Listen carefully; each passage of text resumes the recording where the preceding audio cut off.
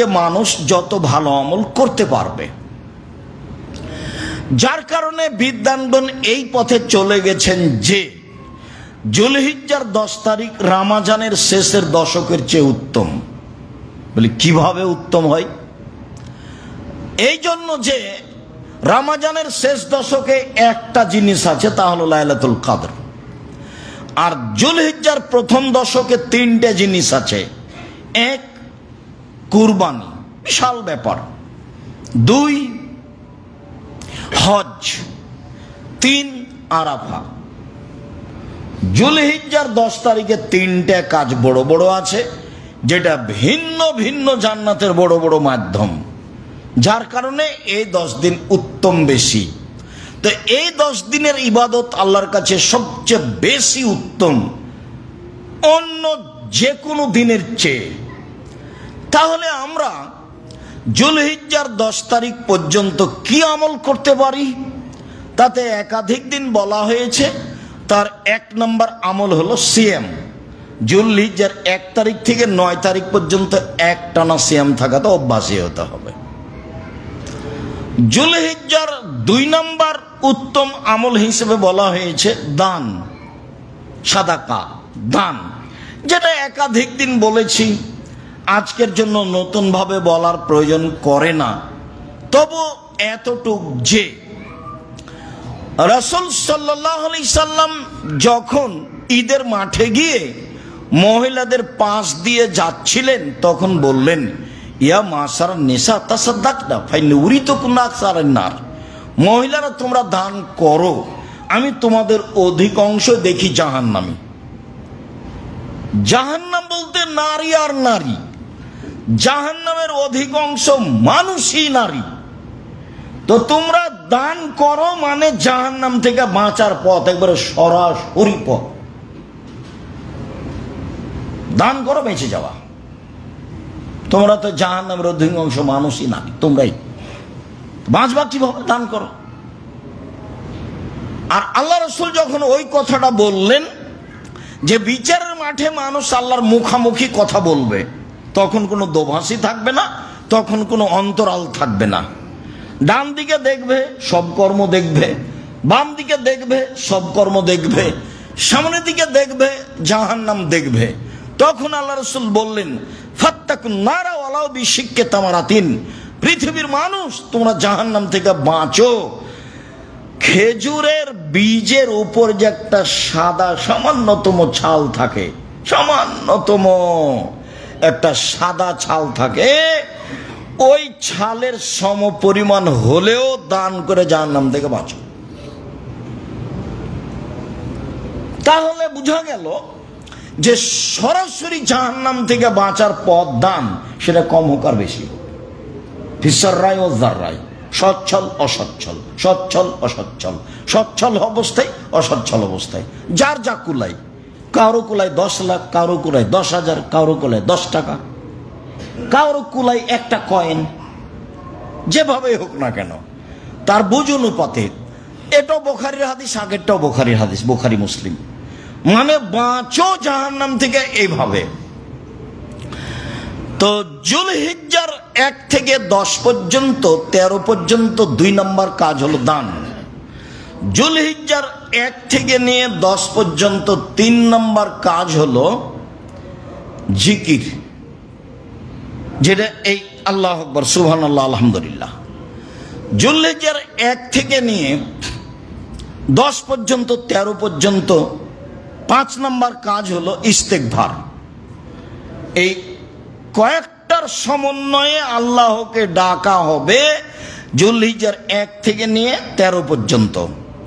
একটা দলিল পেশ করি, তারপর আবার আমরা জিকিরে আসছি। আব্দুল্লাহ ইবনে উমর আর আবু হুরায়রা দুইজন ইখরাজানে ইলা সুকে ফি আইয়ামিল আসরে ওয়া ইকব্বিরানে। আব্দুল্লাহ ইবনে উমর এবং আবু হুরায়রা তারা জুলহিজ্জার 1 তারিখ থেকে নিয়ে 10 তারিখ পর্যন্ত বাড়ি থেকে বাজারের দিকে যেতেন। ওয়া ইকব্বিরানে, দুইজনই তাকবীর পাঠ করতেন। ওয়া ইকব্বির নাস বে তাকবীরে হেমা, তাদের দুইজনের তাকবীরে আরো জনগণ তাকবীর পাঠ করত। আপাতত বুঝলাম যে ঈদুল ফিতরের তাকবীর হলো বাড়ি থেকে বের হওয়া হতে ঈদের মাঠে পৌঁছা পর্যন্ত বা সালাত পর্যন্ত। আর ঈদুল আজহাতে তাকবীর পড়তে হবে 1 তারিখ থেকে নিয়ে 13 তারিখ পর্যন্ত। এইটা বুঝলাম। এখন তাকবীর কি পাঠ করব? তাকবীরে আব্দুল্লাহ ইবনে মাসউদ থেকে যেটা সরাসরি বোঝা যায় সেটা হলো এই, আব্দুল্লাহ ইবনে মাসউদ আয়ামে তাশরিকে পড়েছিলেন আল্লাহু আকবার আল্লাহু আকবার লা ইলাহা ইল্লাল্লাহ আল্লাহু আকবার ওয়ালিল্লাহিল হামদ। এইটা সরাসরি পাওয়া যায়। এছাড়া সরাসরি আর কোনো তাকবীর পাওয়া যায় না সহিহ হাদিস দ্বারা। কিন্তু আল্লাহ তাআলা বলছেন যে তোমরা এই দিনগুলিতে আল্লাহকে ডাকো, জিকির করো। তো জিকির কি হতে পারে? তখন আমরা এই যাবত অবশ্য বলতে চাইনি, তো সবটার সমন্বয়ে বলতে চাচ্ছি যে বলা যায় সবচেয়ে উত্তম তাসবিহ যেটা সেটাই জিকির। সেইটা হলো সুবহানাল্লাহি ওয়া বিহামদিহি সুবহানাল্লাহিল আযীম, সুবহানাল্লাহি ওয়া বিহামদিহি সুবহানাল্লাহিল আযীম। সেইটা হলো সুবহানাল্লাহি আলহামদুলিল্লাহি ওয়া লা ইলাহা ইল্লাল্লাহু আল্লাহু আকবার, সুবহানাল্লাহি আলহামদুলিল্লাহি ওয়া লা ইলাহা ইল্লাল্লাহু আল্লাহু আকবার। আর সেইটা হলো সুবহানাল্লাহি ওয়া বিহামদিহি তখন 100, সুবহানাল্লাহি ওয়া বিহামদিহি সুবহানাল্লাহি ওয়া বিহামদিহি সুবহানাল্লাহি ওয়া বিহামদিহি তখন 100। এছাড়াও বাকিগুলি নিজের মতো। সাথে সাথে কেউ যদি জিকির হিসাবে এটা গ্রহণ করতে চায় লা ইলাহা ইল্লাল্লাহু ওয়াহদাহু লা শারীকা লাহু লাহুল মুলকু ওয়া লাহুল হামদু ওয়া হুয়া আলা কুল্লি শাইইন কাদির, তখন 100 বার। সুবহানাল্লাহি ওয়া বিহামদির বার হলো 100। আর লা ইলাহা ইল্লাল্লাহু ওয়াহদাহু লা শারীকা লাহু লাহুল মুলকু ওয়া লাহুল হামদু ওয়া হুয়া আলা কুল্লি শাইইন কাদির এর বার হলো 100। বাকিগুলো আপনার ইচ্ছে মতো। তবে আমরা একটা তাকবীর ছোটকাল থেকে শুনে আসছি ঈদের মাঠে, আল্লাহু আকবার কবীরা আলহামদুলিল্লাহি কাসীরা সুবহানাল্লাহি বুকরাতান ওয়া আসীলা।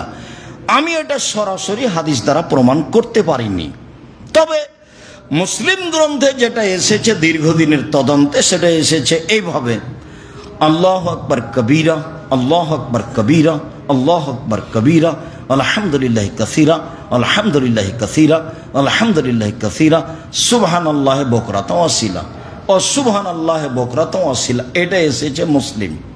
তাহলে এইগুলো হলো ডাকা। হয় একটাই ডাকেন আল্লাহু আকবার লা ইলাহা ইল্লাল্লাহ আল্লাহু আকবার ওয়ালিল্লাহিল হামদ, আর না হলে ডাকা হিসাবে এইগুলি, জিকির হিসাবে এইগুলি।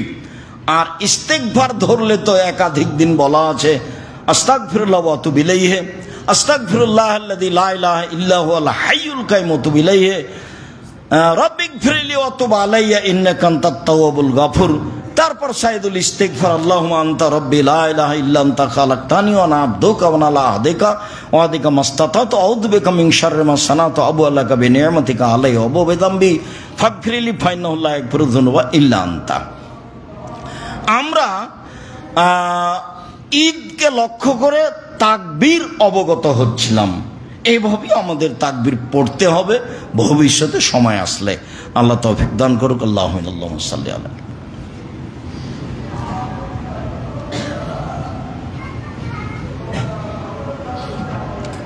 আলহামদুলিল্লাহ ওয়াহদা ওয়াসসালাতু ওয়াসসালামু আলা মান লা নাবিয়্যা বা'দা। তারপরের কথা হলো মহিলাদেরকে ঈদের মাঠে যেতে হবে। কথা একটা ভালোভাবে মনে রাখবেন, মহিলাদের 5 ওয়াক্ত সালাত বাড়িতে ভালো, জুমার দিনে জুমা মসজিদে ভালো, ঈদের দিনে মাঠে যেতে বাধ্য, যেতেই হবে। মহিলাদের 5 ওয়াক্ত সালাত বাড়িতে ভালো, মহিলাদের জুমা মসজিদে জুমাতে যাওয়া ভালো, ঈদের মাঠে যেতে বাধ্য, যেতেই হবে। যেসব জায়গায় ব্যবস্থা করা হয়নি তার 2টা কারণ। একটা কারণ হলো এই যে ভারত বাংলাদেশ পাকিস্তানের শতকরা 95 জন মানুষ মাযহাব মেনে চলেন, আর তাদের গতিতে মহিলারা যদি মাঠে যায় তাহলে মাঠ অপবিত্র হয়ে যাবে, যার কারণে তাদের নিয়ে যাওয়া হয়নি। যা ছিল জুমা মসজিদে, যার কারণে তাদের জুমা মসজিদে আনা হতো না। এখন ধীরে ধীরে ধীরে ধীরে একটু আগিয়েছে, কিছু কিছু যাচ্ছে। আর আরেক শ্রেণীর মানুষ মনে করেছে যেতে পারে, জরুরি নয়, জায়গা নেই, কি করতে যাবে, জুমা মসজিদে পড়ে নিবে মহিলাদের ইমামতিতে। মনে রাখা ভালো হবে, মহিলাদের ইমামতিতে ঈদের সালাত জুমা মসজিদে বিদআত। মহিলাদের একজন পুরুষ দিয়ে ঈদের সালাত আদায় করা বিদআত। মহিলাদেরকে ঈদের মাঠেই যেতে হবে, প্রয়োজনে রাস্তায় দাঁড়াবে, প্রয়োজনে মাঠে ঘাটে দাঁড়াবে, সাথে সাথে শেষ পর্যন্ত যদি যেতে নাই পারে তাহলে 7, 5, 12 তাকবীরে বাড়িতে 2 রাকাত সালাত আদায় করে নেবে। কিন্তু জুমা মসজিদে মহিলাদের ইমামতিতে করে নেবে এটা অসম্ভব হতে পারে না। ওদের জন্য ব্যক্তিগত ইমামতিতে, মহিলাদের ইমামতিতে ঈদের সালাত চলবে না, জুমার সালাত চলবে না। তারা তারাবির সালাত তাদের ইমাম দিয়ে চলবে, ফরজ সালাত তাদের ইমাম দিয়ে চলবে। ফরজ সালাতে মহিলারা ইমামতি করতে পারে বাড়িতে, যেখানে করুক। তারাবির সালাতে, নফল সালাতে মহিলারা ইমামতি করতে পারে। জুমার সালাত ঈদের সালাতে হবে না। উম্মু আতিয়া রাদিয়াল্লাহু তাআলা আনহা বলেন, আমাদেরকে আদেশ করা হয়েছে যে ঋতুবতী মহিলাদেরকে ঈদের মাঠে যেতে বাধ্য করব। ঋতুবতী, ভালো মহিলা তো যাবে যাবে, যারা হায়েজ হয়েছে তাকেও যেতে হবে, 2 ঈদেই যেতে হবে। অজাওয়াতিল খুদুরে, যারা যুবতী কিশোরী তারাও যাবে ঈদের মাঠে। ইয়াশহাদনা জামাতাল মুসলিমিন দাওয়াতহুম, কেন যাবে? সালাত নাই তো যাবে কেন? তো বলছে যে ইমামের বক্তব্যে অংশগ্রহণ করবে। এখন ইমাম তো বক্তব্য কি দিচ্ছে আপনারাই ভালো জানেন। বক্তব্যটা একটা সুন্দর হতে হবে। আর তারা মানুষের সাথে তাকবীর পাঠ করবে। মুসলিম এক গ্রন্থে এসেছে ইকব্বিরনা মা'আন নাস, তারা ঋতুবতী মহিলারা মানুষের সাথে তাকবীর পাঠ করবে। মহিলারা বলতে থাকবে আল্লাহু আকবার, আল্লাহু আকবার, লা ইলাহা ইল্লাল্লাহ, আল্লাহু আকবার, আল্লাহু আকবার ওয়া লিল্লাহিল হামদ, আল্লাহু আকবার কবীরা, আল্লাহু আকবার কবীরা, আল্লাহু আকবার কবীরা, আলহামদুলিল্লাহ কাসীরা, আলহামদুলিল্লাহ কাসীরা, আলহামদুলিল্লাহ কাসীরা, ওয়া সুবহানাল্লাহি বুকরাতান ওয়া আসীলা বলতে থাকবে। আর যেগুলো জিকির, এই জন্য তারা ঈদের মাঠে যাবে। তো একজন মহিলা বলল, আল্লাহ রাসূল ইহদানা লাইসা লাহা জিলবাব, যেভাবে বলছেন তাহলে আমাদের তো কারো অনেকেরই নেই, কাপড় নেই, চাদর নেই। আমাদের কেউ কেউ এমন আছে যার চাদর নেই, তো কিভাবে যাবে? সবাইকেই যেভাবে যেতে বলছেন, তো চাদর না থাকলে কিভাবে যাবে? তখন আল্লাহ রাসূল বলছেন লেতুল বেসা সাহেবাতুহা মিন জিলবাবিহা, কোন বান্ধবী তাকে পরাবে। কারো কাপড় নিয়ে যাবে, কই আল্লাহ রাসূল তো পিছে উঠলেন না। আচ্ছা না থাকলে যাবে না, এভাবে তো বললেন না। বললেন যে আর একজনের কাপড় নিয়ে যাবে। আর একজনের কাপড় নিয়ে মানুষ যেত আগে, আত্মীয় স্বজনের বাড়ি বেড়াতে যেত আর একজনের কাপড় চোপড় নিয়ে। আয়েশা রাদিয়াল্লাহু তাআলার একটা কামিজ ছিল, তো সব এলাকার মহিলারা বিবাহের বৈঠকে বসার জন্য সেটা নিয়ে যেত তার কাছ থেকে ধার করে। ওটা বুখারী মুসলিমের হাদিস। তার একজনের কাপড় নিয়ে যাওয়া যায়। বুখারীর হাদিসের অত্র অংশে জোরালোভাবে প্রমাণ হলো যে মহিলাদেরকে ঈদের মাঠে যেতে হবে। ভালোরা তো যাবেই, যারা ঋতুবতী হায়েজ হয়েছে তাদেরকে যেতে হবে, যেতে বাধ্য। আর দানের ব্যাপারে আল্লাহ রাসূল মহিলাদেরকে খাস করে বলেছেন, এভাবে বলেছেন তাসাদ্দাকু তাসাদ্দাকু তাসাদ্দাকু, তোমরা দান করো, তোমরা দান করো, তোমরা দান করো। তো আব্দুল্লাহ ইবনে আব্বাস বলছেন, আমি দেখলাম মহিলাদেরকে যে ইউহবিনা ইলা আদানিহিন্না ওয়া হুলুকিহিন্না, তাদের হাতকে তারা তাদের কানে, তাদের গলায় নিয়ে যাচ্ছে। তারা হাতের আংটি এবং গলার মালা এবং কানের দুল খুলে খুলে ইয়াদফানা ইলা বেলালিন, বেলালের কাপড়ে ছুঁড়ে মারছে, বেলালের কাপড়ে ফিকে ছুঁড়ে মারছে, বেলালের কাপড়ে চালিয়ে দিচ্ছে। তাদের গলায় কানে হাতে যা ছিল তা খুলে দিল। আমিও দিনী বোনদেরকে মনে করি, স্বামী কিছু বলতে পারে, মন খারাপ করতেই পারে, আচ্ছা করলোই, তা আপনার কাছে যা গয়নাগাঠি আছে তা দান করে দিবেন, এটাই ভালো। আর যেসব দিনী বোনেরা বছর বছর জাকাত দিচ্ছে স্বর্ণের, আপনাকে জাকাত দিতেই হবে। জমা রেখেছেন, রাখেন না, বিক্রি করে দেন, দান করে দেন, রাখলে জাকাত দিতেই হবে। দিতে দিতে দেখবেন জিনিসই শেষ। প্রতি বছর জাকাত দিতে হবে, দিতেই বাধ্য। যারা বলেছে ব্যবহারিক জিনিসের জাকাত লাগবে না, ভুল বলেছে। ব্যবহারিক ও অব্যবহারিক হোক 7.5 ভরি হলেই দিতে হবে বাধ্য। এটা খুব ভিন্ন শক্ত জিনিস, দিতেই হবে। যাক, এই অংশে বললাম মহিলাদেরকে ঈদের মাঠে যেতে হবে, জরুরি। এইখানে আরেকটি জরুরি কথা যে, সম্মানিত দিনী ভাই বোন, কোনো পথ নেই, রাসূলের পদ্ধতিতে ফিরে আসতেই হবে। আব্দুল্লাহ ইবনে উমর বলছেন, ইয়াকদু রাসূলুল্লাহ সাল্লাল্লাহু আলাইহি সাল্লাম ইলাল মুসাল্লা ওয়া তুহমালুল আনাজাতু বাইনা ইয়াদাইহি। আল্লাহ রাসূল যখন বাড়ি থেকে বের হতেন তখন তার সামনে একটা লাঠি সূত্রা হিসাবে গেড়ে দেওয়ার জন্য বহন করে নিয়ে যাওয়া হতো। ফায়জা বালাগা, যখন তারা মুসাল্লায় ঈদের মাঠে পৌঁছে যেত তো তুনসাবুল আনাজাতু বাইনা ইয়াদাইহি, ওই লাঠিটা রাসূলের সামনে গেড়ে দেওয়া হতো, পুঁতে দেওয়া হতো। ওয়াদালিকা লিআন্না আল মুসাল্লা ফাদাআন, কেন? ঈদের মাঠ ছিল ফাঁকা, ঈদের মাঠে কোনো কিছু ছিল না। লাইস্ত তারও বেশি, এমন কিছু ছিল না যা দিয়ে ঢাকা যেতে পারে, যা দিয়ে পর্দা করা যেতে পারে, যা দিয়ে সূত্রা হিসেবে ব্যবহার করা যেতে পারে। উল্লেখ্য যে ঈদের মাঠ দখল হিসাবে প্রাচীর দেওয়া যেতে পারে, তাছাড়া প্রাচীরেরও বৈধতা কঠিন আছে। ঈদের মাঠকে সাজানো তো বহু দূরের কথা।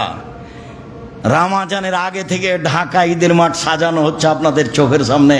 ধর্ম পাগল হয়নি, ধর্ম তার নিজ স্থানে আছে। সূর্য ওঠার পর পর ঈদের সালাত হতে হবে।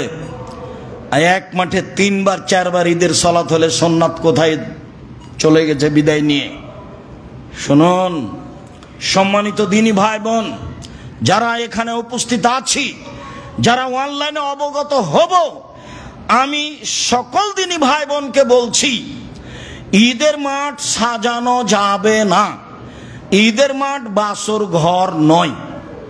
ঈদের মাঠে কোনো ফিতা টাঙানো যাবে না, বাঁশ খাটা দিয়ে তাকে সাজানো যাবে না। ফাঁকা জায়গায় সালাত আদায় করতে হবে, আপনি বাধ্য। বুখারী মুসলিমের হাদিস, আল্লাহর নবী মসজিদে নববীর উপর দিয়ে হেঁটে প্রায় 500 গজ দূরে গিয়ে ফাঁকা জায়গায় ঈদের সালাত আদায় করলেন। কেন? মসজিদে নববী তো অনেক বড়, এখানে তো 2 রাকাত সালাত আদায় করলে অন্য জায়গার চেয়ে 1000 গুণ বেশি নেকি হবে। আপনি পড়েন, সালাতের উপরে বইটা পড়েন না কেন? পড়েন, এই অংশ আমি আপনার জন্য লিখেছি। দেখেন রাসূল সাল্লাল্লাহু আলাইহি সাল্লামের সালাত বনাম পরিচালিত সালাত দেখেন, বের হওয়ার সময় নেন ঈদের জায়গাটা দেখেন না। আল্লাহর নবী মসজিদে নববীর উপর দিয়ে হেঁটে চলে গেলেন, 500 গজ দূরে গিয়ে ফাঁকা জায়গায় সালাত আদায় করলেন। আল্লাহর নবীর চলে না মসজিদে নববীতে, আর আপনার চলে মসজিদে, আর আপনার চলে বাসর ঘরে। ঈদের মাঠ বাসর ঘরে হয়েছে, ঈদের মাঠ ফাঁকা জায়গাতেই হবে। মেঘ আকাশে অনুকূলে হলে মাঠে হবে, নইলে স্কুল ঘরে হবে, নইলে হবে না। 5 জন 7 জন করে পড়ে নিবে। ঈদের মাঠ বড় করতে হবে। এক ঈদের মাঠে একবারই সালাত হবে, একাধিকবার নয়। যদি ঈদের মাঠ বড় করতে না পারা যায়, ভাগ করতে হবে। একটা ঈদের মাঠে 1000 হয়ে যায়, তাতে কি আছে? আপনার কাজ ঈদের মাঠে মানুষ কুলায় না, বড় করেন। স্টেডিয়াম চলে, হাজার হাজার বিঘা চলে ফুটবল খেলার জন্য, আর এই সেই চলে, ঈদের মাঠ চলে না। ধর্ম পাগল হয়ে গেছে। धर्म राजशाही चांपेना हवाई लड्डू दोनों हाथ में लड्डू है, जो चाहे इसको खा ले, जो चाहे उसको छोड़ दे। ভুল হিসাব মোহাম্মদ সাল্লাল্লাহু আলাইহি ওয়াসাল্লাম নীতিতে ফিরে যেতে হবে। সারা পৃথিবীর মানুষ যদি রাসূলের নিয়মকে উল্টে দিয়ে বাসর ঘর করে ঈদের মাঠ সাজায়, তবু তা জায়েজ নয়, তা বিদআত। এক মাঠে একাধিক সালাত আদায় করা যাবে না, এই নিয়ম রাসূল সাল্লাল্লাহু আলাইহি ওয়াসাল্লামের নয়। এটা থেকে ফিরে আসতে হবে জরুরিভাবে, যে কোনো মূল্যে। ঈদের মাঠে মানুষ ধরে না, মাঠ প্রশস্ত করতে হবে, সম্ভব না হলে মাঠ ভাগ করতে হবে, এটাই শরীয়ত। বৃষ্টির কারণে ঈদের মাঠে যেতে পারছি না, যে কোনো স্কুল ঘরে যে কোনো স্থানে করতে হবে, হলো না মসজিদে মসজিদে হবে, যেখানে সহজ হবে সেখানে হবে। ফাঁকা জায়গাতে ঈদের সালাত হবে। ঈদের সালাতে ইমামের জায়গা পাকা করা তো বহু দূরের কথা। শুনুন, আল্লাহর নবী ফাঁকা জায়গায় সালাত আদায় করলেন, সেখানে মিম্বার ছিল না, সেখানে ফাঁকা জায়গায় একটা লাঠি গেড়ে দেওয়া, পুঁতে দেওয়া হলো সূত্রার জন্য। মসজিদে নববীর উপর দিয়ে তিনি হেঁটে চলে গেলেন, তিনি সুন্নাত দেখালেন যে ঈদের সালাত মানে ফাঁকা জায়গায় মাঠে হতে হবে, এটাই সুন্নাত। ঈদের সালাত মানে ফাঁকা জায়গায় মাঠে হতে হবে, এটাই সুন্নাত। ঈদের সালাত মানে মাঠে ফাঁকা জায়গায় হতে হবে, এটাই সুন্নাত।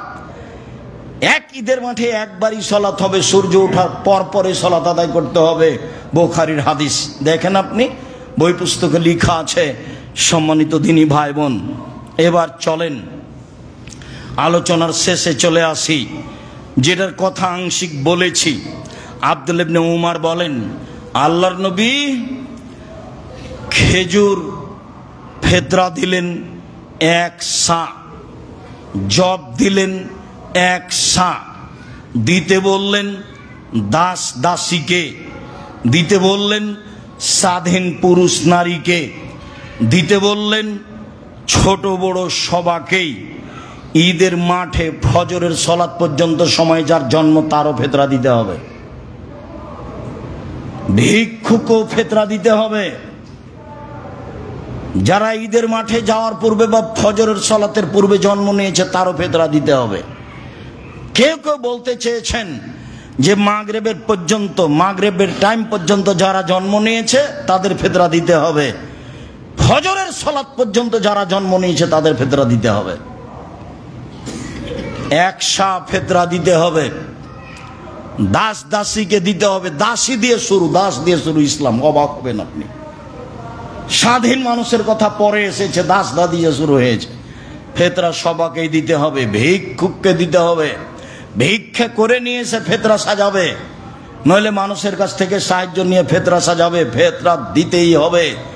আল্লাহ নবী বলেছেন ফেতরা ফকির মিসকিনকে দিয়ে দাও।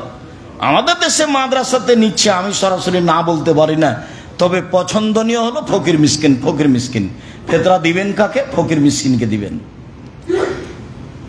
ঈদের মাঠে যাওয়ার আগে দিয়ে যেতে হবে, এটাই সুন্নাত। এইটা বলেছি একদিন আগে বা 2 দিন আগে দেওয়া যায়।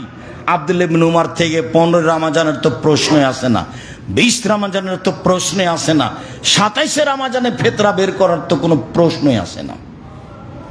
চলেন পরের হাদিস।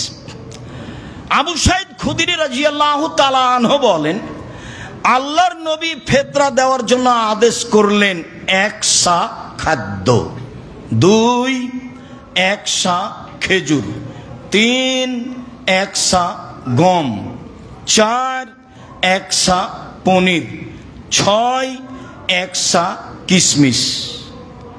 এর 1 নম্বরে আছে খাদ্য। কাজে আপনি সেদিন 2.5 কেজি সেমাই চিনি দিয়ে দিতে পারেন, দিয়ে দিলে আপনার ফেতরা আদায় হয়ে যাবে। পরের অংশে যেটা বলতে চাচ্ছি সেটা হলো এই, আবু সাঈদ খুদরি রাদিয়াল্লাহু তাআলা আনহু বলেন, লাম নাজাল নুখরিজুহু, 1 সা বের করি করতেই থাকি। আল্লাহ রাসূল চলে গেলেন, আবু বকর সিদ্দিক চলে গেলেন, ওমর চলে গেলেন, মুয়াবিয়া আলী চলে গেলেন। মুয়াবিয়া যখন ছিলেন সিরিয়ায়, একদা মুয়াবিয়া আসলেন মদিনায় হজের উদ্দেশ্যে। সেদিন তিনি মানুষের সামনে বক্তব্য দিলেন মিম্বরের উপরে। তিনি বক্তব্যে বলেছিলেন, ইন্নী আরা, আমি মনে করি, আমি মুয়াবিয়া, আমি মনে করি, আন্না মুদ্দাইন মিন সামারাই শাম, সিরিয়ার 2 মুদ গম, তাদিলু সান মিন তামারিন, মদিনার 1 সা খেজুরের সমান।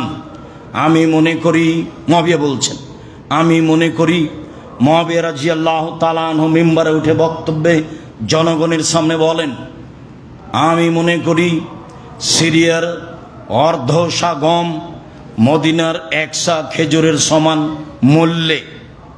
ফাখাজা নাসো বেজালেকা, জনগণ তখন গ্রহণ করলো এইটা।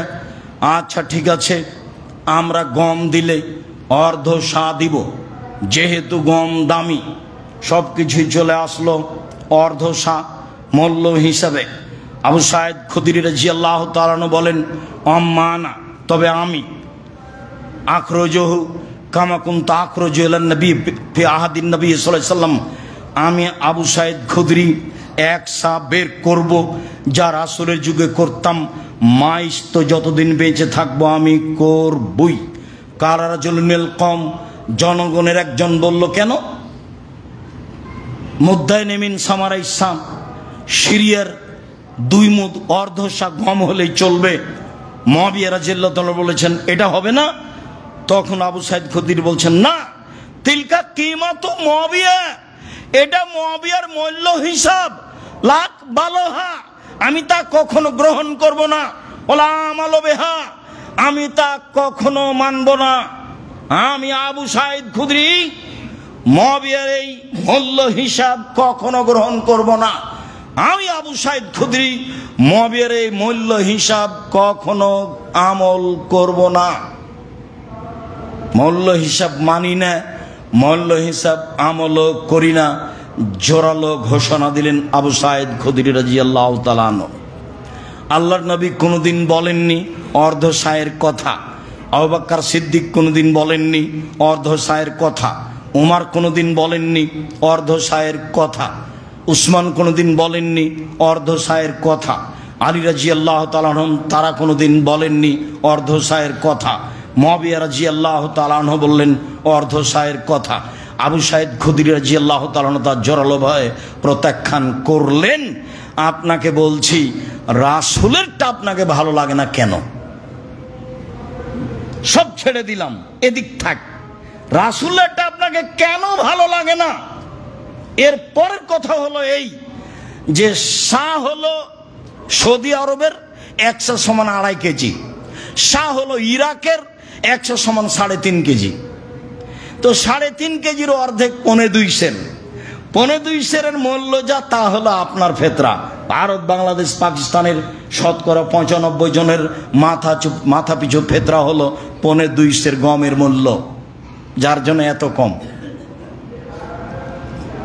ইরাকের হিসাব আজকে আপনার যারা ভাতিজে, ছেলে মেয়ে, আহল পরিবার, গ্রামবাসী কেউ আছে ইরাকে আছে, এই ছেলে একটা শাহ কিনো তো বাগদাদ বাজার হতে, দিয়ে ওতে চাউল মাপতো কত ধরে।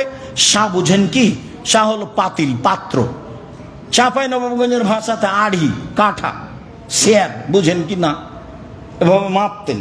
আপনার মা যেটা চাউল মাপে, ওটা কি কোনো দাঁড়ি পাল্লা? সেটা একটা পাত্র। শাহ হলো একটা পাত্র।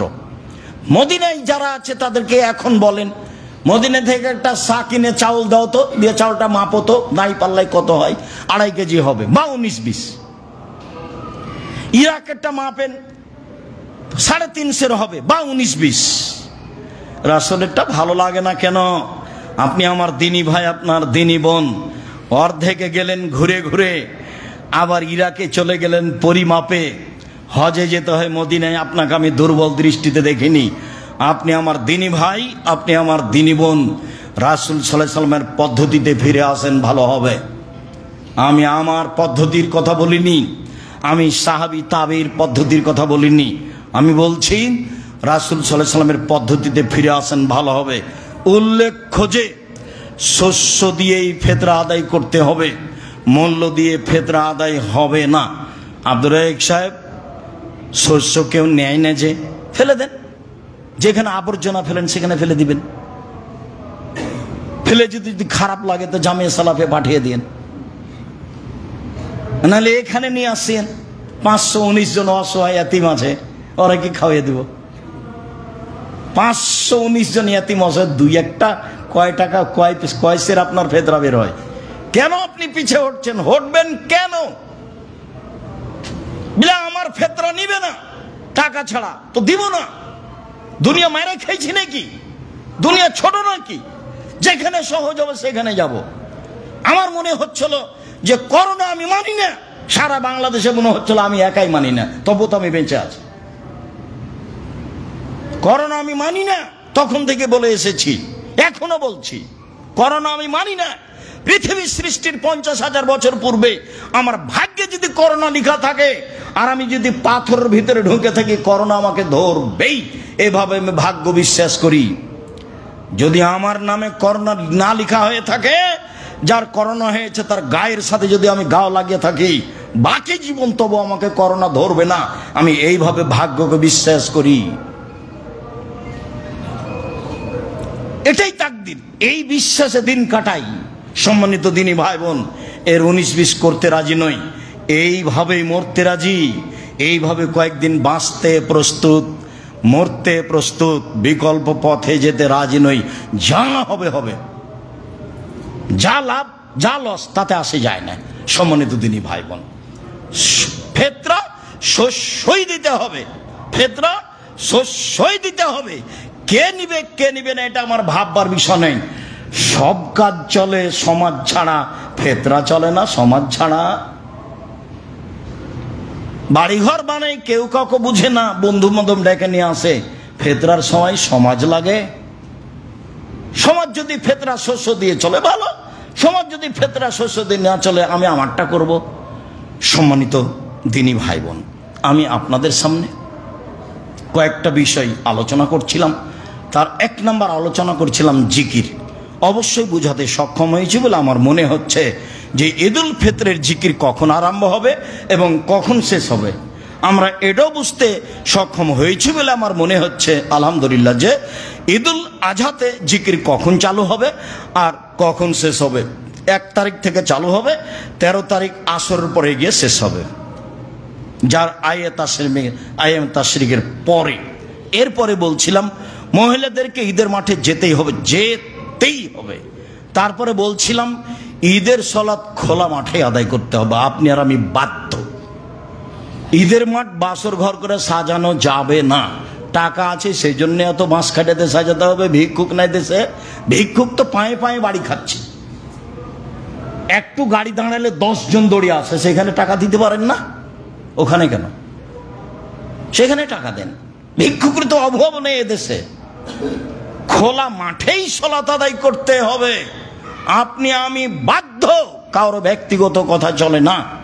তারপরে বলছিলাম ফেতরা শস্যই দিতে হবে, ঈদের মাঠে যাওয়ার পূর্বেই দেওয়া উত্তম। 1 দিন আগে 2 দিন আগে দেওয়া যায়। 2.5 কেজি দিতে হবে, 19-20 একটু হতে পারে। কেউ বলতে পারে 2 কেজি 400 বলতে পারে, কেউ বলতে পারে 2 কেজি 300, মানে মাপে 19-20 দেখাতে পারে, একটু হতে পারে। কিন্তু তার মোটামুটি একটা হিসাব হলো 2.5 কেজি। অবশ্যই তা 3.5 কেজি নয়। এখনই যদি খোঁজ নেন ইরাকে তো মোটামুটি 3.5 কেজি হবে। এখনই যদি মদিনায় খোঁজ নেন তাহলে মোটামুটি 2.5 কেজি হবে। একটা 19-20 এরকম কাছাকাছি হবে, যেহেতু এটা পরিমাপ। সম্মানিত দিনী ভাই বোন, এই কথা বলে আমি আপনাদেরকে আরো বলতে চাচ্ছি, দৃঢ়তার সাথে আল্লাহর কাছে দোয়া করবেন, আল্লাহ তুমি জামিয়া সালাফিকে কবুল করো। আমার মনে বড় আশ্বাস, আমার মনে বড় সাহস, আমার মনে বড় সাধ, আমি এই দেশের মাটিতে বাংলা ইংরেজি ছেলেদেরকে আরবে উন্নত মানের শিক্ষা দিয়ে জামিয়া সালাফের মাধ্যমে অন্যায়ের বিরুদ্ধে লড়বই ইনশাআল্লাহ, যে কোনো মূল্যে। সাল্লাল্লাহু আলাইহি ওয়াসাল্লাম কাবলা খরুজি মুসাল্লি আলাহ সালাহ, রাহুল বুখারী ও মুসলিম। সম্মানিত দ্বীনি মুসলিম ভাই বোন, প্রশংসা আল্লাহর জন্য, শান্তি অবতীর্ণ হোক আল্লাহর রাসূলের উপর সাল্লাল্লাহু আলাইহি ওয়াসাল্লাম। আমরা আপনাদের সামনে রমজান মাসে কথা বলার উপযুক্ত সময় পেলেও কতগুলি বিষয় আপনাদের সামনে স্পষ্ট করার মতো সময় হয়ে ওঠেনি। যদিও সময়গুলি পার হয়ে গেছে, তবুও বিষয়টিকে সামনে রেখে আমরা আজকের আলোচনা করব ঈদুল ফিতর আর ঈদুল আজহাতে জিকির তাকবীর। তারপরে আলোচনা মহিলারা ঈদের মাঠে যেতে বাধ্য। তারপরের আলোচনা জাকাতুল ফিতর কিভাবে একসা আর কিভাবে অর্ধসা হলো, বিষয়টি নিয়ে আমরা আপনাদের সামনে স্পষ্ট আলোচনা করব বলে আশা করছি ইনশাআল্লাহ। পরবর্তী জুমার খুতবা হবে কুরবানি। তার পরবর্তীতে আমরা আমাদের জুমার খুতবার ধারাবাহিকতায় ফিরে আসব ইনশাআল্লাহ। আল্লাহ তাআলা কোরআন মাজিদে বলেছেন যে ফাদকুরুল্লাহ ইনদাল মাশআরিল হারাম, পৃথিবীর মানুষ তোমরা মাশআরে হারামে আল্লাহকে ডাকো। বিষয়টি হজের সাথে সম্পৃক্ত। মাশআরে হারাম হচ্ছে মুজদালিফায়। জুলহিজ্জার 8 তারিখ ফজরের সালাতের পরে স্থান থেকে লাব্বাইক হাজ্জান, হজের জন্য আমি উপস্থিত, জোরে চিৎকার করে এহরাম বাঁধতে হয়। এর নাম এহরাম বাঁধা। লাব্বাইক হাজ্জান, আমি হজের জন্য উপস্থিত, এই বলে লব্বাইক আল্লাহুম্মা লব্বাইক লব্বাইক লা শারীকা লাক লব্বাইক ইন্নাল হামদা ওয়ান নি'মাতা লাকাল মুলক লা শারীকা লাক। আমি তোমার দরবারে উপস্থিত, আমি তোমার দরবারে উপস্থিত, প্রশংসা তোমার, অনুগ্রহ তোমার, রাজত্ব তোমার, কোনো শরীক নাই তোমার। জোরে তালবিয়া পড়তে হবে এবং এহরাম জোরে বাঁধতে হবে। সহিহ হাদিস। যে যত বেশি তালবিয়া পড়বে তার হজ তত ভালো ও উত্তম ও নেকির মাধ্যম হবে। এখান থেকে গিয়ে মিনায় থাকবে 8 তারিখ সারাদিন। জোহর, আসর, মাগরিব, এশা, ফজর সময়ে কসর সালাত আদায় করতে হবে। জোহরের 2, আসরের 2, মাগরিবের 3, এশার 2, ফজরের 2।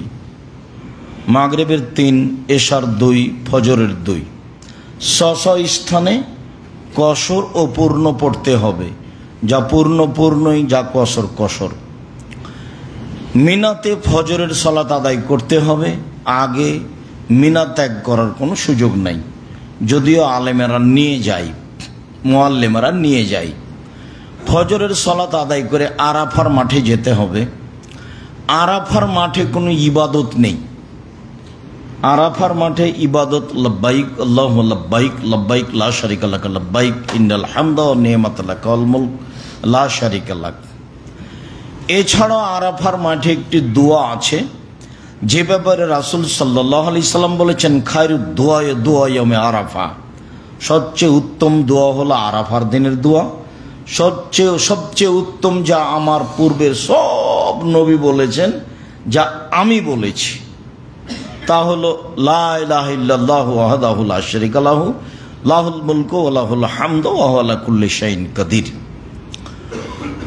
থাকতে থাকতে জোহর আসর একসাথে সালাত আদায় করতে হবে। টাইম হয়ে গেছে। জোহরের হলে জোহর 2 রাকাত, আসর 2 রাকাত পড়তে হবে, কসরই পড়তে হবে এবং একসাথে পড়তে হবে বাধ্য। আরাফার মাঠে সব মানুষ যদি পূর্ণ পড়ে, সময়ে পড়ে, তবুও তা নাজায়েজ হবে, তার বৈধতার কোনো পথ নেই। আরাফার মাঠে যত মানুষ উপস্থিত হবে সবাই যদি সময়ে জোহর 4, আসর 4 পড়ে, কেউ সুন্নাতের উপরে থাকবে না। সুন্নাতই হচ্ছে আরাফার মাঠে জোহর 2, আসর 2 একসাথে, 2 একামতে। এরপরে চলবে দোয়া, হাত তুলে দোয়া, কান্নাকাটি। দিন যত যাবে দোয়ার গতি তত বাড়বে। সূর্য ডুবতে যাবে, তখন কান্নাকাটি বিনয় আরও বেশি হবে। কেন? রাসূল সাল্লাল্লাহু আলাইহি সাল্লাম বলেছেন, আরাফার দিনে যত মানুষ জাহান্নাম থেকে মুক্তি পায়, পৃথিবীতে আর কোনো এমন দিন, এমন সময় নেই। সেটা লাইলাতুল কাদর হোক, সেটা রামাজান হোক, সেটা জুমার দিন হোক, সেটা রাতের কোনো একটা অংশ হোক, পৃথিবীতে এমন কোনো সময় নেই যেই সময় অত গুরুত্ব রাখে আরাফার মাঠ যত গুরুত্ব রাখে। আরাফার মাঠে সবচেয়ে মানুষকে বেশি জাহান্নাম থেকে মুক্তি ঘোষণা দেওয়া হয়। আল্লাহ ফেরেশতাদের গর্ব করে বলেন, এলোমেলো চুলে ধুলাবালি মেখে তারা কি বলে? এলোমেলো চুলে ধুলাবালি মেখে তারা কি বলে? আমি তাদের ক্ষমা করে দিলাম। তো আরাফার মাঠে সূর্য ডুবা পর্যন্ত থাকতে হবে। সূর্য ডুবার পরে আরাফা ত্যাগ করে যেতে হবে। আজ হলো 10-এর সন্ধ্যা, 9 শেষ হলো। 10-এর সন্ধ্যা আরাফায় সময় কাটানোর পরে, সূর্য ডুবার পরে স্থান ত্যাগ করে মুজদালিফায় যেতে হবে। মুজদালিফায় মাগরিব 3, এশা 2, এমনকি সালাতুল বিতর পড়তে হবে না। মাগরিব 3, এশা 2, এই মাগরিব আর এশা মুজদালিফায় পড়ে নিতে হবে। তারপর শরীরে একটু প্রশান্তি দেওয়ার জন্য শুয়ে যেতে হবে। ফজর পর্যন্ত থাকতে হবে। ফজরের সালাতের পরে হাঁটতে থাকলেই সামনে মুখে পাওয়া যাবে মাশআরে হারাম, যার কাছাকাছি জায়গায় হাতে আটকে দেওয়া হয়েছিল আবরাহার। কাছাকাছি জায়গায় এখানে আছে হাতে আটকে দেওয়ার জায়গা, এটা আছে মাশআরে হারাম, মসজিদে মাশআরে হারাম। ওখানে লেখা আছে, হজ করতে গেলে আগে বা পরে দেখে নেবেন মাশআরে হারাম। এই জায়গাটাতে আল্লাহ তাআলা বললেন, তোমরা আল্লাহকে ডাকো। ফাযকুরুল্লাহ ইনদাল মাশআরিল হারাম, তোমরা মাশআরে হারামকে আল্লাহকে ডাকো।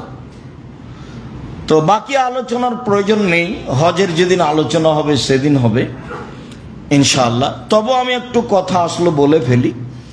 এখন এখান থেকে যেতে হবে পাথর মারতে। প্রথম দিন সবচেয়ে বড় জামরায় পাথর মারতে হয়, 7টা পাথর মারতে হবে। রাসূলের সুন্নাতে পাথর মারতে হলে বাম দিক দিয়ে উঠতে হবে, ডান সাইড দিয়ে নয়। উঠার সময়তে আপনাকে হাতের বামে হাঁটতে হবে। প্রথম, দ্বিতীয় ছেড়ে তৃতীয়টায় গিয়ে পাথর মারতে হবে, 7টা পাথর আল্লাহু আকবার বলে। সেটা হলো বড় জামরা। তা আজ হলো 10 তারিখ। 10 তারিখের 1 নম্বর কাজ পাথর মারা। বলতে গেলে চাঁপাইনবাবগঞ্জের ভাষাতে আমরা যখন মক্তবে পড়তাম তখন আমরা বলতাম, অজু শেষে এই দোয়া পড়তে হয়। যারা হজ করতে যায় তাদের এভাবে মুখস্থ করা উচিত আমি মনে করি। কেননা আমার বুঝে 1999 জন মানুষের হজ হয় না, বরং হজ করতে গিয়ে পাপ করে আসছে। আর সবাই মিলে সপরিবারে তো উমরা করতে গেছে, এটা তো একটা আস্ত ফ্যাশন, আপনি তো জানছেন। ছবি আর ছবি, কত ছবি তুলছে আর কত কি করছে। ধর্ম কোথায় গেছে? ধর্ম কে মানে? ধর্মের কে দাম দেয়?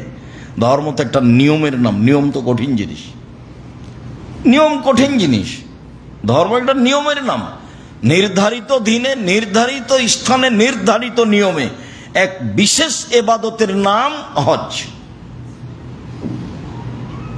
নির্ধারিত নিয়মে, অনির্ধারিত দিনে, নির্ধারিত নিয়মে, অনির্ধারিত দিনে, নির্ধারিত স্থানে এক বিশেষ ইবাদতের নাম উমরা। মানে অনির্ধারিত সময়ে যখন তখন চলে। আর হজ নির্ধারিত সময়ে, নির্ধারিত নিয়মে, নির্ধারিত স্থানে এক বিশেষ ইবাদতের নাম হজ। কারো কথা চলে না। আমি তো বহুদিন বলেছি যে হজ ক্যাম্পে ঢুকে দেখছি যে লাব্বাইক বলছে, পাগড়ি বাঁধা আছে বিশাল। তো ভাইজান আপনি এখানে লাব্বাইক পড়াচ্ছেন কেন? ও তো এলাম লামে। তখন বলছে বাড়ি থেকে বললো হবে। তা আমি কি বলবো? তো সেটা নিজের মতো করে নিয়েছে মানুষ। সেই দিনের 1 নম্বর কাজ পাথর মারতে হবে। জুলহিজ্জার 10 তারিখের 2 নম্বর কাজ কুরবানি করতে হবে। জুলহিজ্জার 10 তারিখের 3 নম্বর কাজ মাথা নেড়ে করতে হবে। জুলহিজ্জার 10 তারিখে 4 নম্বর কাজ কাবা ঘর তওয়াফ করতে হবে। জুলহিজ্জার 10 তারিখের 5 নম্বর কাজ সাফা মারওয়া সাই করতে হবে। জুলহিজ্জার 10 তারিখে 6 নম্বর কাজ মিনায় ফিরে আসতে হবে, আসতেই হবে। হুজুর বলেছে হোটেলে থেকে যান, কোনো সমস্যা নেই। আর শেষে বলবেন যে ভুল ত্রুটি হলে একটা দম দিয়ে দেন, টাকা দেন, বাকিটা আমি দেখছি। তার নাম হজ। যারা গেছেন করেছেন, যারা যাবেন অপেক্ষা করছেন, সবাই জানেন। আমি মনে করি যে হজের দিনের জন্য এইভাবে তার মুখস্থ থাকা দরকার। জুলহিজ্জার 10 তারিখের 1 নম্বর কাজ পাথর মারতে হবে। জুলহিজ্জার 10 তারিখের 2 নম্বর কাজ কুরবানি করতে হবে। জুলহিজ্জার 10 তারিখের 3 নম্বর কাজ মাথা নেড়ে করতে হবে। জুলহিজ্জার 10 তারিখের 4 নম্বর কাজ কাবা ঘর তওয়াফ করতে হবে। জুলহিজ্জার 10 তারিখের 5 নম্বর কাজ সাফা মারওয়া সাই করতে হবে। জুলহিজ্জার 10 তারিখের 6 নম্বর কাজ মিনায় ফিরে যেতে হবে। এটা মানে জরুরি। নিয়মে আগে পিছে হলে সমস্যা নেই, কিন্তু সেই দিন পার হয়ে গেলে জরিমানা ছাড়া কোনো পথ নেই। আর আপনি স্বেচ্ছায় জরিমানা দিবেন কেন? হুজুর বললেই হবে। যাক, যেটা বলছিলাম সেটা হলো এই, আল্লাহ তাআলা বললেন যে তোমরা মাশারে হারামে আল্লাহকে ডাকো। তারপর আল্লাহ তাআলা বললেন অযকুরুল্লাহ ফি আইয়ামিম মাদুদাত, তোমরা নির্ধারিত দিনগুলিতে আল্লাহকে ডাকো। তারপরে আল্লাহ তাআলা বললেন অযকুরুল্লাহ অযকুরুহু কামা হাদাকুম, তোমরা আল্লাহকে ডাকো যেভাবে আল্লাহ বলেছেন। এগুলো সব জুলহিজ্জাকে লক্ষ্য করে। তারই সাথে জড়ানো হচ্ছে ঈদুল ফিতরকে, ঈদুল আজহা আর ঈদুল ফিতর। ঈদুল ফিতরে আল্লাহকে ডাকার সময় আর ঈদুল আজহাতে আল্লাহকে ডাকার সময় কি দিয়ে আল্লাহকে ডাকবো সেটা পরে। ঈদুল ফিতরে আল্লাহকে ডাকার সময় আমরা দেখে আসছি যে শাওয়ালের চাঁদ উঠলেই আমরা বলা শুরু করি আল্লাহু আকবার, আল্লাহু আকবার, লা ইলাহা ইল্লাল্লাহ, আল্লাহু আকবার, আল্লাহু আকবার, ওয়ালিল্লাহিল হামদ। পরের দিন ফজরের সালাতের পরে সবাই বলি যায়, ঈদের মাঠে একজন আর একজনকে বলতে বলি, চলতেই থাকে। পরের দিন সালাতের পরেও চলে, সন্ধ্যা পর্যন্ত চলে আল্লাহু আকবার, আল্লাহু আকবার, লা ইলাহা ইল্লাল্লাহ, আল্লাহু আকবার, আল্লাহু আকবার, ওয়ালিল্লাহিল হামদ। তো আল্লাহকে যে ডাকবো, আল্লাহ ডাকতে বললেন, তো এইটা ঈদুল ফিতরে কখন? মনে রাখা ভালো হবে যে ঈদুল ফিতরে আল্লাহকে ডাকার সময় হলো যখন আপনি বাড়ি থেকে বের হচ্ছেন পোশাক পাতি পরে সালাতের জন্য, তখন শুরু হবে। ওয়ান্নাস ইকাব্বিরুনা হিনা ইয়াখরুজুনা মিন মানাজিলিহিম ফিল ঈদ। ঈদুল ফিতরে সাহাবী তাবেঈগণ বাড়ি থেকে বের হওয়ার সময় তাকবীর আরম্ভ করতেন হাত্তায়াতুল মুসাল্লা, ঈদের মাঠে আসা পর্যন্ত। সুম্মা সাকাতু, তারপর থেমে যেতেন। অফি রিওয়ায়াতিন হাত্তা ইয়াকজিয়াস সালাহ, সালাত শেষ হওয়া পর্যন্ত। সুম্মা কুতিআত তাকবীর, তারপর তাকবীর বন্ধ করে দেওয়া হতো, জিকির বন্ধ। তাহলে ঈদুল ফিতরের তাকবীর বলার টাইম হলো আপনার বাড়ি থেকে বের হওয়ার সময় আরম্ভ হবে, আর সালাত যখন শুরু হবে তখন শেষ হবে। এইটা হলো ঈদুল ফিতরে আল্লাহকে ডাকার সময়। মনে রাখা ভালো হবে। ঈদুল আজহাতে আল্লাহকে ডাকার সময় জুলহিজ্জার 1 তারিখ থেকে নিয়ে জুলহিজ্জার 13 তারিখ পর্যন্ত এক টানা।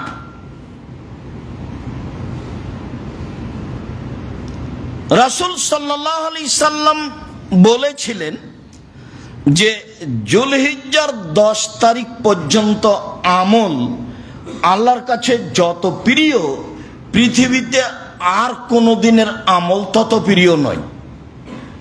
তো সাহাবীগণ বললেন জেহাদও কি নয়? তো আল্লাহ রাসূল বললেন না, জেহাদও নয়, তবে কেউ যদি আল্লাহর পথে গিয়ে শহীদ হয়ে যায় আর ফিরে না আসে সেটা ভিন্ন কথা। তবে জেহাদ করেও অত ভালো আমল করতে পারবে না জুলহিজ্জার 10 তারিখে মানুষ যত ভালো আমল করতে পারবে। যার কারণে বিদ্বানগণ এই পথে চলে গেছেন যে জুলহিজ্জার 10 তারিখ রমজানের শেষের দশকের চেয়ে উত্তম। বলি কিভাবে উত্তম হয়? এই জন্য যে রমজানের শেষ দশকে একটা জিনিস আছে, তা হলো লাইলাতুল কদর। আর জুলহিজ্জার প্রথম দশকে 3টে জিনিস আছে। 1 কুরবানি, বিশাল ব্যাপার। 2 হজ, 3 আরাফা। জুলহিজ্জার 10 তারিখে 3টে কাজ বড় বড় আছে, যেটা ভিন্ন ভিন্ন জান্নাতের বড় বড় মাধ্যম। যার কারণে এই 10 দিন উত্তম বেশি। তো এই 10 দিনের ইবাদত আল্লাহর কাছে সবচেয়ে বেশি উত্তম অন্য যে কোনো দিনের চেয়ে। তাহলে আমরা জুলহিজ্জার 10 তারিখ পর্যন্ত কি আমল করতে পারি? তাতে একাধিক দিন বলা হয়েছে। তার 1 নম্বর আমল হলো সিয়াম। জুলহিজ্জার 1 তারিখ থেকে 9 তারিখ পর্যন্ত একটানা সিয়াম থাকাতে অভ্যাসী হতে হবে। জুলহিজ্জার 2 নম্বর উত্তম আমল হিসেবে বলা হয়েছে দান, সাদাকা, দান, যেটা একাধিক দিন বলেছি, আজকের জন্য নতুন ভাবে বলার প্রয়োজন করে না। তবু এতটুক যে রাসূল সাল্লাল্লাহু আলাইহি সাল্লাম যখন ঈদের মাঠে গিয়ে মহিলাদের পাশ দিয়ে যাচ্ছিলেন তখন বললেন, ইয়া মাসার নিসা তাসাদ্দাকনা ফাইন উরিতুকুন্না আকসারান নার। মহিলারা তোমরা দান করো, আমি তোমাদের অধিকাংশ দেখি জাহান্নামী। জাহান্নাম বলতে নারী আর নারী, জাহান্নামের অধিকাংশ মানুষই নারী। তো তোমরা দান করো মানে জাহান্নাম থেকে বাঁচার পথ, একবারে সরাসরি পথ। দান করো বেঁচে যাওয়া। তোমরা তো জাহান্নামের অধিকাংশ মানুষই নারী, তোমরাই বাঁচবা কিভাবে? দান করো। আর আল্লাহ রাসূল যখন ওই কথাটা বললেন যে বিচারের মাঠে মানুষ আল্লাহর মুখামুখি কথা বলবে, তখন কোনো দোভাষী থাকবে না, তখন কোনো অন্তরাল থাকবে না। ডান দিকে দেখবে সব কর্ম দেখবে, বাম দিকে দেখবে সব কর্ম দেখবে, সামনের দিকে দেখবে জাহান্নাম দেখবে। তখন আল্লাহ রাসূল বললেন, ফাত্তাকুন নারা ওয়ালাউ বিশিক্কি তামারাতিন। পৃথিবীর মানুষ তোমরা জাহান্নাম থেকে বাঁচো। খেজুরের বীজের উপর যে একটা সাদা সামান্যতম ছাল থাকে, সামান্যতম একটা সাদা ছাল থাকে, ওই ছালের সম পরিমাণ হলেও দান করে জাহান্নাম থেকে বাঁচো। তাহলে বোঝা গেল যে সরাসরি জাহান্নাম থেকে বাঁচার পথ দান, সেটা কম হোক আর বেশি হোক। ফিসরাই ও জাররাই, সচ্ছল অসচ্ছল, সচ্ছল অসচ্ছল, সচ্ছল অবস্থায় অসচ্ছল অবস্থায়, যার যা কুলাই। কারো কুলাই 10 লাখ, কারো কুলাই 10,000, কারো কুলাই 10 টাকা, কারো কুলাই একটা কয়েন। যেভাবে হোক না কেন তার বুঝ অনুপাতে। এটাও বুখারীর হাদিস, আগেরটাও বুখারীর হাদিস, বুখারী মুসলিম। মানে বাঁচো জাহান্নাম থেকে এইভাবে। তো জুলহিজ্জার 1 থেকে 10 পর্যন্ত 13 পর্যন্ত 2 নম্বর কাজ হলো দান। জুলহিজ্জার 1 থেকে নিয়ে 10 পর্যন্ত 3 নম্বর কাজ হলো জিকির, যেটা এই আল্লাহু আকবার, সুবহানাল্লাহ, আলহামদুলিল্লাহ। জুলহিজ্জার 1 থেকে নিয়ে 10 পর্যন্ত 13 পর্যন্ত 5 নম্বর কাজ হলো ইস্তেগফার। এই কয়েকটার সমন্বয়ে আল্লাহকে ডাকা হবে জুলহিজ্জার 1 থেকে নিয়ে 13 পর্যন্ত। একটা দলিল পেশ করি, তারপর আবার আমরা জিকিরে আসছি। আব্দুল্লাহ ইবনে উমর আর আবু হুরায়রা দুইজন ইখরাজানে ইলা সুকে ফি আইয়ামিল আসরে ওয়া ইকবিরানে।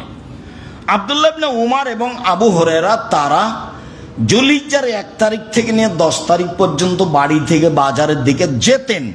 ওই ইকবিরানে দুইজনই তাকবীর পাঠ করতেন। ওয়াই কবরের নাস বে তাকবীরে হেমা, তাদের দুইজনের তাকবীরে আরো জনগণ তাকবীর পাঠ করত। আপাতত বুঝলাম যে ঈদুল ফিতরের তাকবীর হলো বাড়ি থেকে বের হতে ঈদের মাঠে পৌঁছা পর্যন্ত বা সালাত পর্যন্ত। আর ঈদুল আজহাতে তাকবীর পড়তে হবে 1 তারিখ থেকে নিয়ে 13 তারিখ পর্যন্ত, এইটা বুঝলাম। এখন তাকবীর কি পাঠ করব? তাকবীরে আব্দুল্লাহ ইবনে মাসউদ থেকে যেটা সরাসরি বোঝা যায় সেটা হলো এই, আব্দুল্লাহ ইবনে মাসউদ আয়ামে তাশরিকে পড়েছিলেন আল্লাহু আকবার আল্লাহু আকবার লা ইলাহা ইল্লাল্লাহ আল্লাহু আকবার ওয়ালিল্লাহিল হামদ। এইটা সরাসরি পাওয়া যায়, এছাড়া সরাসরি আর কোনো তাকবীর পাওয়া যায় না সহিহ হাদিস দ্বারা।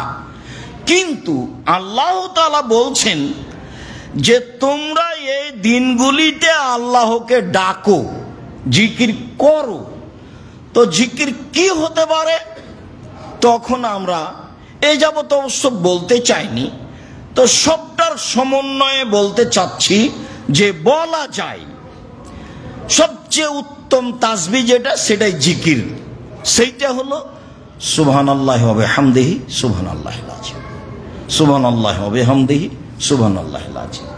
সেইটা হলো সুবহানাল্লাহি আলহামদুলিল্লাহি ওয়া লা ইলাহা ইল্লাল্লাহু আল্লাহু আকবার, সুবহানাল্লাহি আলহামদুলিল্লাহি ওয়া লা ইলাহা ইল্লাল্লাহু আল্লাহু আকবার। আর সেইটা হলো সুবহানাল্লাহি ওয়া বিহামদিহি, তখন 100, সুবহানাল্লাহি ওয়া বিহামদিহি সুবহানাল্লাহি ওয়া বিহামদিহি সুবহানাল্লাহি ওয়া বিহামদিহি, তখন 100। এছাড়াও বাকিগুলি নিজের মতো। সাথে সাথে কেউ যদি জিকির হিসাবে এটা গ্রহণ করতে চায়, লা ইলাহা ইল্লাল্লাহু ওয়াহদাহু লা শারীকা লাহু লাহুল মুলকু ওয়া লাহুল হামদু ওয়া হুয়া আলা কুল্লি শাইইন কাদির, তখন 100 বার। সুবহানাল্লাহি ওয়া বিহামদির বার হলো 100, আর লা ইলাহা ইল্লাল্লাহু ওয়াহদাহু লা শারীকা লাহু লাহুল মুলকু ওয়া লাহুল হামদু ওয়া হুয়া আলা কুল্লি শাইইন কাদির, এর বার হলো 100। বাকিগুলো আপনার ইচ্ছে মতন। তবে আমরা একটা তাকবীর ছোটকাল থেকে শুনে আসছি ঈদের মাঠে, আল্লাহু আকবার কবীরা আলহামদুলিল্লাহি কাসীরা সুবহানাল্লাহি বুকরাতান ওয়া আসীলা। আমি এটা সরাসরি হাদিস দ্বারা প্রমাণ করতে পারিনি, তবে মুসলিম গ্রন্থে যেটা এসেছে দীর্ঘদিনের তদন্তে, সেটা এসেছে এইভাবে, আল্লাহু আকবার কবীরা আল্লাহু আকবার কবীরা আল্লাহু আকবার কবীরা আলহামদুলিল্লাহি কাসীরা আলহামদুলিল্লাহি কাসীরা আলহামদুলিল্লাহি কাসীরা সুবহানাল্লাহি বুকরাতান ওয়া আসীলা ও সুবহানাল্লাহি বুকরাতান ওয়া আসীলা। এটা এসেছে মুসলিম। তাহলে এইগুলো হলো ডাকা, হয় একটাই ডাকেন আল্লাহু আকবার লা ইলাহা ইল্লাল্লাহু আকবার ওয়ালিল্লাহিল হামদ, আর না হলে ডাকা হিসাবে এইগুলি, জিকির হিসাবে এইগুলি। আর ইস্তেগফার ধরলে তো একাধিক দিন বলা আছে, আস্তাগফিরুল্লাহ ওয়া আতুবু ইলাইহি, আস্তাগফিরুল্লাহাল্লাযী লা ইলাহা ইল্লা হুয়াল হাইয়ুল কাইয়্যুম ওয়া আতুবু ইলাইহি, রাব্বিগফিরলি ওয়া তুব আলাইয়া ইন্নাকা আনতাত তাওয়াবুল গাফুর।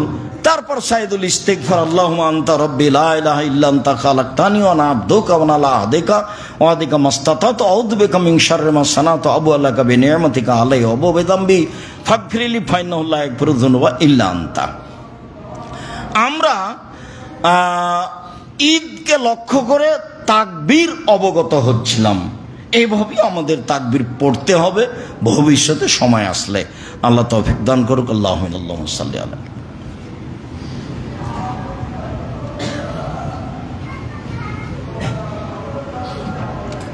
আলহামদুলিল্লাহ ওয়াহদা ওয়াসসালাতু ওয়াসসালামু আলা মান লা নাবিয়্যা বা'দা।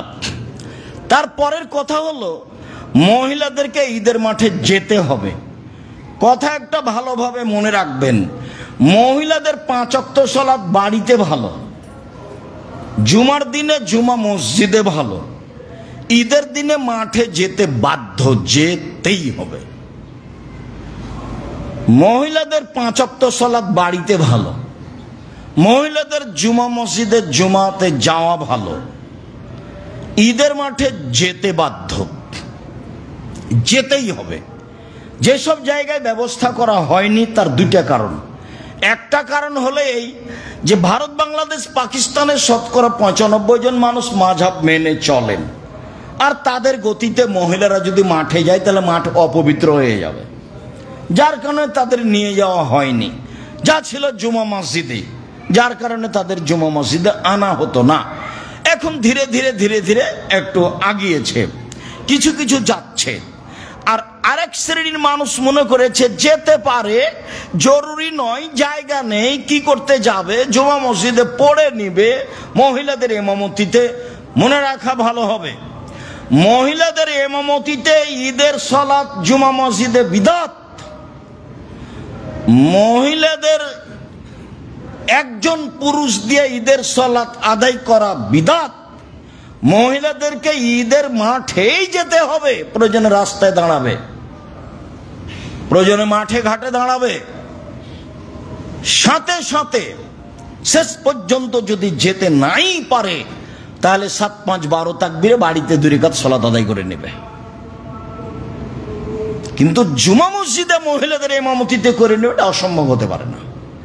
ওদের জন্য ব্যক্তিগত ইমামতিতে, মহিলাদের ইমামতিতে ঈদের সালাত চলবে না, জুমার সালাত চলবে না। তারা তারাবির সালাত তাদের ইমাম দিয়ে চলবে, ফরজ সালাত তাদের ইমাম দিয়ে চলবে। ফরজ সালাতে মহিলারা ইমামতি করতে পারে বাড়িতে যেখানে করুক, তারাবির সালাতে, নফল সালাতে মহিলারা ইমামতি করতে পারে, জুমার সালাত ঈদের সালাতে হবে না। উম্মু আতিয়া রাদিয়াল্লাহু তাআলা আনহা বলেন, আমাদেরকে আদেশ করা হয়েছে যে ঋতুবতী মহিলাদেরকে ঈদের মাঠে যেতে বাধ্য করব। ঋতুবতী, ভালো মহিলা তো যাবে যাবে, যারা হায়েজ হয়েছে তাকেও যেতে হবে, 2 দিন যেতে হবে। অজাওয়াতিল খুদুরে, যারা যুবতী কিশোরী তারাও যাবে ঈদের মাঠে। ইয়াশহাদনা জামাতাল মুসলিমিন দাওয়াতহুম, কেন যাবে? সালাত নাই তো যাবে কেন? তো বলছে যে ইমামের বক্তব্যে অংশগ্রহণ করবে। এখন ইমাম তো বক্তব্য কি দিচ্ছে আপনারাই ভালো জানেন, বক্তব্যটা একটা সুন্দর হতে হবে। আর তারা মানুষের সাথে তাকবীর পাঠ করবে। মুসলিম এক গ্রন্থে এসেছে ইউকাব্বিরনা মা'আন নাস, তারা ঋতুবতী মহিলারা মানুষের সাথে তাকবীর পাঠ করবে। মহিলারা বলতে থাকবে আল্লাহু আকবার, আল্লাহু আকবার, লা ইলাহা ইল্লাল্লাহ, আল্লাহু আকবার, আল্লাহু আকবার ওয়া লিল্লাহিল হামদ, আল্লাহু আকবার কবীরা, আল্লাহু আকবার কবীরা, আল্লাহু আকবার কবীরা, আলহামদুলিল্লাহি কাসীরা, আলহামদুলিল্লাহি কাসীরা, আলহামদুলিল্লাহি কাসীরা ওয়া সুবহানাল্লাহি বুকরাতান ওয়া আসীলা বলতে থাকবে। আরো যেগুলো জিকির, এই জন্য তারা ঈদের মাঠে যাবে। তো একজন মহিলা বলল, আল্লাহ রাসূল ইহদানা লাইসা লাহা জিলবাব, যেভাবে বলছেন তাহলে আমাদের তো কারো অনেকেরই নেই, কাপড় নেই, চাদর নেই। আমাদের কেউ কেউ এমন আছে যার চাদর নেই, তো কিভাবে যাবে? সবাইকেই যেভাবে যেতে বলছেন, তো চাদর না থাকলে কিভাবে যাবে? তখন আল্লাহ রাসূল বলছেন লেতুল বেসা সাহেবাতুহা মিন জিলবাবিহা, কোন বান্ধবী তাকে পরাবে, কারো কাপড় নিয়ে যাবে। কই আল্লাহ রাসূল তো পিছে উঠলেন না। আচ্ছা না থাকলে যাবে না, এভাবে তো বললেন না, বললেন যে আর একজনের কাপড় নিয়ে যাবে। আর একজনের কাপড় নিয়ে মানুষ যেত, আগে আত্মীয় স্বজনের বাড়ি বেড়াতে যেত আর একজনের কাপড় চোপড় নিয়ে। আয়েশা রাদিয়াল্লাহু তাআলার একটা কামিজ ছিল, তো সব এলাকার মহিলারা বিবাহের বৈঠকে বসার জন্য সেটা নিয়ে যেত তার কাছ থেকে ধার করে। ওটা বুখারী মুসলিমের হাদিস। তার একজনের কাপড় নিয়ে যাওয়া যায়।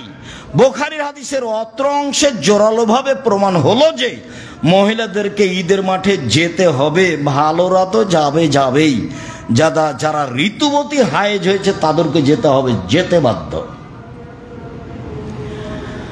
আর দানের ব্যাপারে আল্লাহ রাসূল মহিলাদেরকে খাস করে বলেছেন, এভাবে বলেছেন তাসাদ্দাকু তাসাদ্দাকু তাসাদ্দাকু, তোমরা দান করো, তোমরা দান করো, তোমরা দান করো। তো আব্দুল্লাহ ইবনে আব্বাস বলছেন, আমি দেখলাম মহিলাদেরকে যে ইউহবিনা ইলা আদানিহিন্না ওয়া হুলুকিহিন্না, তাদের হাতকে তারা তাদের কানে, তাদের গলায় নিয়ে যাচ্ছে, তারা হাতের আংটি এবং গলার মালা এবং কানের দুল খুলে খুলে বেলালিন, বেলালের কাপড়ে ছুঁড়ে মারছে, বেলালের কাপড়ে ফিকে ছুঁড়ে মারছে, বেলালের কাপড়ে চালিয়ে দিচ্ছে। তাদের গলায় কানে হাতে যা ছিল তা খুলে দিল। আমিও দিনী বোনদেরকে মনে করি, স্বামী কিছু বলতে পারে, মন খারাপ করতেই পারে, আচ্ছা করলোই, তা আপনার কাছে যা গয়নাগাঠি আছে তা দান করে দিবেন, এটাই ভালো। আর যেসব দিনী বোনেরা বছর বছর জাকাত দিচ্ছে স্বর্ণের, আপনাকে জাকাত দিতেই হবে। জমা রেখেছেন, রাখেন না, বিক্রি করে দেন, দান করে দেন, রাখলে জাকাত দিতেই হবে। দিতে দেখবেন জিনিস শেষ, প্রতি বছর জাকাত দিতে হবে, দিতেই বল। যারা বলেছে ব্যবহারিক জিনিসের জাকাত লাগবে না, ভুল বলেছে। ব্যবহারিক ও অব্যবহারিক হোক 7.5 ভরি হলেই দিতে হবে, বাধ্য। এটা খুব ভিন্ন শক্ত জিনিস, দিতেই হবে। যাক, এই অংশে বললাম মহিলাদেরকে ঈদের মাঠে যেতে হবে, জরুরি। এইখানে আরেকটি জরুরি কথা যে, সম্মানিত দিনী ভাই বোন, কোনো পথ নেই, রাসূলের পদ্ধতিতে ফিরে আসতেই হবে। আব্দুল্লাহ ইবনে উমর বলছেন, ইয়াকদু রাসূলুল্লাহ সাল্লাল্লাহু আলাইহি সাল্লাম ইলাল মুসাল্লা ওয়া তুহমালুল আনাজাতু বাইনা ইয়াদাইহি। আল্লাহ রাসূল যখন বাড়ি থেকে বের হতেন তখন তার সামনে একটা লাঠি সূত্রা হিসাবে গেড়ে দেওয়ার জন্য বহন করে নিয়ে যাওয়া হতো। ফায়জা বালাগা, যখন তারা মুসাল্লায় ঈদের মাঠে পৌঁছে যেত তো তুনসাবুল আনাজাতু বাইনা ইয়াদাইহি, ওই লাঠিটা রাসূলের সামনে গেড়ে দেওয়া হতো, পুঁতে দেওয়া হতো। ওয়াদালিকা লিআন্না আল মুসাল্লা ফাদান, কেন? ঈদের মাঠ ছিল ফাঁকা, ঈদের মাঠে কোনো কিছু ছিল না। লাইস্ত তারও বেশি, এমন কিছু ছিল না যা দিয়ে ঢাকা যেতে পারে, যা দিয়ে পর্দা করা যেতে পারে, যা দিয়ে সূত্রা হিসেবে ব্যবহার করা যেতে পারে। উল্লেখ্য যে ঈদের মাঠ দখল হিসাবে প্রাচীর দেওয়া যেতে পারে, তাছাড়া প্রাচীরেরও বৈধতা কঠিন আছে। ঈদের মাঠকে সাজানো তো বহু দূরের কথা। রামাজানের আগে থেকে ঢাকা ঈদের মাঠ সাজানো হচ্ছে আপনাদের চোখের সামনে। ধর্ম পাগল হয়নি, ধর্ম তার নিজ স্থানে আছে। সূর্য ওঠার পর পর ঈদের সলাত হতে হবে। এক মাঠে 3বার 4বার ঈদের সলাত হলে সুন্নাত কোথায় চলে গেছে বিদায় নিয়ে?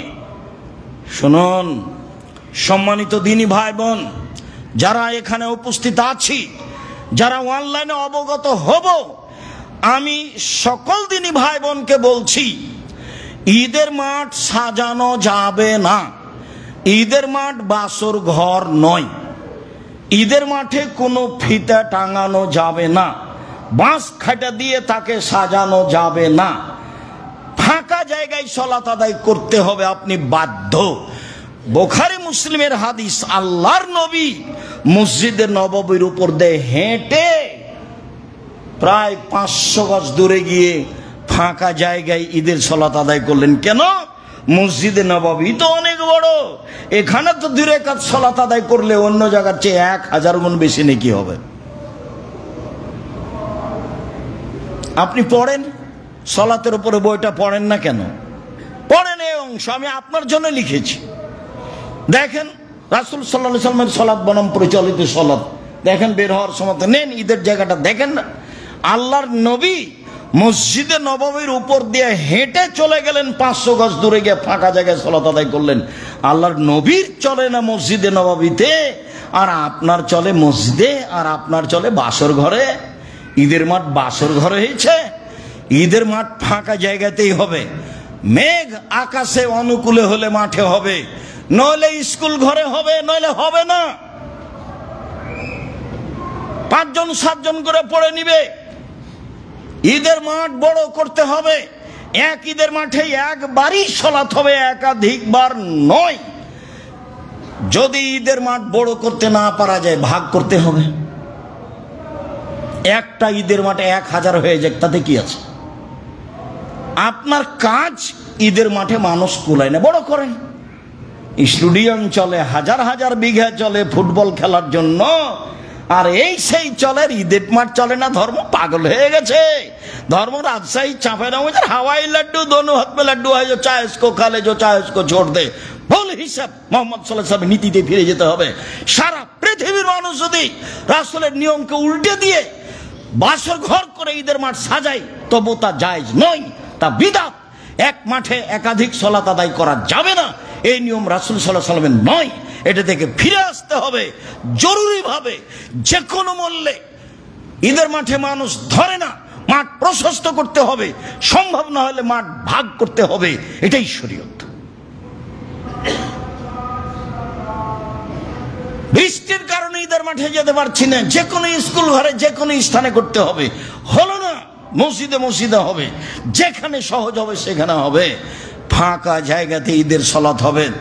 ঈদের সালাতে ইমামের জায়গা পাকা করা তো বহু দূরের কথা।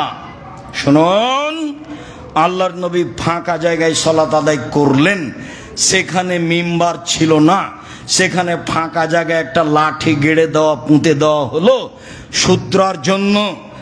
মসজিদে নববীর উপর দিয়ে তিনি হেঁটে চলে গেলেন, তিনি সুন্নাত দেখালেন যে ঈদের সালাত মানে ফাঁকা জায়গায় মাঠে হতে হবে, এটাই সুন্নাত। ঈদের সালাত মানে ফাঁকা জায়গায় মাঠে হতে হবে, এটাই সুন্নাত। ঈদের সালাত মানে মাঠে ফাঁকা জায়গায় হতে হবে, এটাই সুন্নাত। এক ঈদের মাঠে একবারই সালাত হবে, সূর্য ওঠার পর পরে সালাত আদায় করতে হবে, বুখারীর হাদিস। দেখেন আপনি, বই পুস্তকে লেখা আছে। সম্মানিত দিনী ভাই বোন, এবার চলেন আলোচনার শেষে চলে আসি, যেটার কথা আংশিক বলেছি। আব্দুল্লাহ ইবনে উমর বলেন, আল্লাহর নবী খেজুর ফেতরা দিলেন 1 সা, জব দিলেন 1 সা, দিতে বললেন দাস দাসীকে, দিতে বললেন স্বাধীন পুরুষ নারীকে, দিতে বললেন ছোট বড় সবাকেই। ঈদের মাঠে ফজরের সালাত পর্যন্ত সময় যার জন্ম তারও ফেতরা দিতে হবে, ভিক্ষুকও ফেতরা দিতে হবে। যারা ঈদের মাঠে যাওয়ার পূর্বে বা ফজরের সালাতের পূর্বে জন্ম নিয়েছে তারও ফেতরা দিতে হবে। কেউ কেউ বলতে চেয়েছেন যে মাগরিবের পর্যন্ত, মাগরিবের টাইম পর্যন্ত যারা জন্ম নিয়েছে তাদের ফেতরা দিতে হবে, ফজরের সালাত পর্যন্ত যারা জন্ম নিয়েছে তাদের ফেতরা দিতে হবে। 1 সা ফেতরা দিতে হবে, দাস দাসীকে দিতে হবে। দাসী দিয়ে শুরু, দাস দিয়ে শুরু ইসলাম, অবাক হবেন আপনি। স্বাধীন মানুষের কথা পরে এসেছে, দাস দা দিয়ে শুরু হয়েছে। ফেতরা সবাকেই দিতে হবে, ভিক্ষুককে দিতে হবে। ভিক্ষা করে নিয়ে এসে ফেতরা সাজাবে, নইলে মানুষের কাছ থেকে সাহায্য নিয়ে ফেতরা সাজাবে, ফেতরা দিতেই হবে। আল্লাহ নবী বলেছেন ফেতরা ফকির মিসকিনকে দিয়ে দাও। আমাদের দেশে মাদ্রাসাতে নিচ্ছে, আমি সরাসরি না বলতে পারি না, তবে পছন্দনীয় হলো ফকির মিসকিন। ফকির মিসকিন ফেতরা দিবেন কাকে? ফকির মিসকিনকে দিবেন। ঈদের মাঠে যাওয়ার আগে দিয়ে যেতে হবে, এটাই সুন্নাত। এইটা বলেছি, একদিন আগে বা 2 দিন আগে দেওয়া যায়। আব্দুল্লাহ ইবনে উমর থেকে 15 রমজানের তো প্রশ্নই আসে না, 20 রমজানের তো প্রশ্নই আসে না, 27 রমজানে ফেতরা বের করার তো কোনো প্রশ্নই আসে না। চলেন পরের হাদিস। আবু সাঈদ খুদরি রাদিয়াল্লাহু তাআলা আনহু বলেন, আল্লাহর নবী ফেতরা দেওয়ার জন্য আদেশ করলেন 1 সা খাদ্য, 2 1 সা খেজুর, 3 1 সা গম, 4 1 সা পনির, 6 1 সা কিশমিশ। এর 1 নম্বরে আছে খাদ্য। কাজে আপনি সেদিন 2.5 কেজি সেমাই চিনি দিয়ে দিতে পারেন, দিয়ে দিলে আপনার ফেতরা আদায় হয়ে যাবে। পরের অংশে যেটা বলতে চাচ্ছি সেটা হলো এই, আবু সাঈদ খুদরি রাদিয়াল্লাহু তাআলা আনহু বলেন, লাম নাজাল নুখরিজুহু, 1 সা বের করি করতেই থাকি। আল্লাহ রাসূল চলে গেলেন, আবু বকর সিদ্দিক চলে গেলেন, উমর চলে গেলেন, মুয়াবিয়া আলী চলে গেলেন। মুয়াবিয়া যখন ছিলেন সিরিয়ায়, একদা মুয়াবিয়া আসলেন মদিনায় হজের উদ্দেশ্যে। সেদিন তিনি মানুষের সামনে বক্তব্য দিলেন মিম্বারের উপরে। তিনি বক্তব্যে বলেছিলেন, ইন্নি আরা, আমি মনে করি, আমি মুয়াবিয়া, আমি মনে করি, আন্না মুদ্দাইন মিন সামারাই শাম, সিরিয়ার 2 মুদ গম, তা দিল সান মিন তামারিন, মদিনার 1 সা খেজুরের সমান। আমি মনে করি, মুয়াবিয়া বলছেন, আমি মনে করি মুয়াবিয়া রাদিয়াল্লাহু তাআলা আনহু মিম্বারে উঠে বক্তব্যে জনগণের সামনে বলেন, আমি মনে করি সিরিয়ার অর্ধ সা গম মদিনার 1 সা খেজুরের সমান মূল্যে। ফাখাজান নাসবে জালেকা, জনগণ তখন গ্রহণ করলো এইটা। আচ্ছা ঠিক আছে, আমরা গম দিলে অর্ধ সা দিব, যেহেতু গম দামি, সব কিছুই চলে আসলো অর্ধ সা মূল্য হিসাবে। আবু সাঈদ খুদরি রাদিয়াল্লাহু তাআলা আনহু বলেন, আম্মানা, তবে আমি আখরজহু কামা কুনতু আখরজু ইলান নবী ফি আহাদিন নবী সাল্লাল্লাহু আলাইহি ওয়াসাল্লাম, আমি আবু সাঈদ খুদরি 1 সা বের করব, যা রাসূলের যুগে করতাম। মাইস তো যতদিন বেঁচে থাকবো আমি করবই। কারা রাজুলুন মিনাল কওম, জনগণের একজন বলল, কেন?